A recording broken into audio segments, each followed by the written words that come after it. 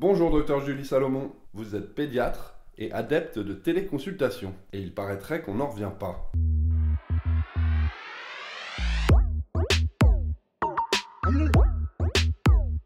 Ben non, en fait, on n'en revient pas parce que quand on a goûté au fait de pouvoir canaliser les activités en dehors des consultations présentielles au sein d'une seule entité qui est la téléconsultation, en simultané avec le patient, le dossier sous les yeux, le document qu'on peut transmettre et en plus qu'on peut être rémunéré, il n'y a pas tellement d'intérêt à revenir en arrière. Et puis en plus, on a l'avantage avec la téléconsultation de permettre un accès aux soins, et notamment en pédiatrie, depuis partout, et notamment les déserts médicaux ou depuis même les domiciles des patients.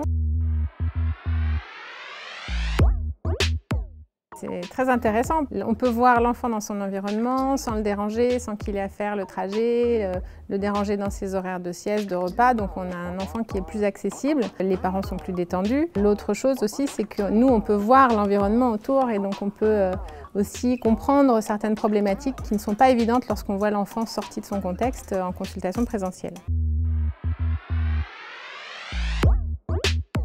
Selon les âges, une fièvre, une éruption, une douleur, des problèmes digestifs, de vomissements, de diarrhée. Chez les plus grands, ça peut être aussi des maux de tête, ça peut être différentes choses. Alors les patients, eux, ne se rendent pas forcément compte de ce qu'on va pouvoir faire en téléconsultation.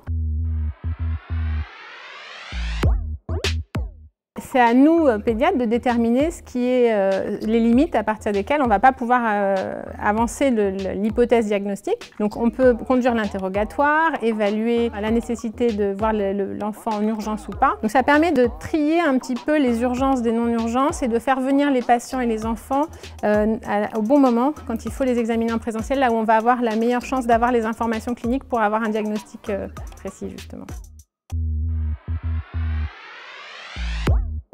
Il y a un petit biais parce que j'ai participé à le fabriquer, donc je sais très bien qu'il est fait cousu main pour les médecins. En dehors de l'outil, il y a toute la formation, on est accompagné pour prendre en main et l'interface et la pratique de la pédiatrie en téléconsultation. Il y a une communauté de médecins, que ce soit des pédiatres ou non, on peut avoir accès à des dermatos, des ORL, des gens avec qui on va pouvoir échanger. Un autre aspect de la communauté des praticiens de care, c'est que même nous, pédiatres, on peut être sollicités pour donner un avis pour un enfant, un adolescent, pour que nos confrères, que ce soit médecins généralistes ou d'autres spécialités, puissent avoir cette expertise entre guillemets de pédiatre dans leur prise en charge en téléconsultation.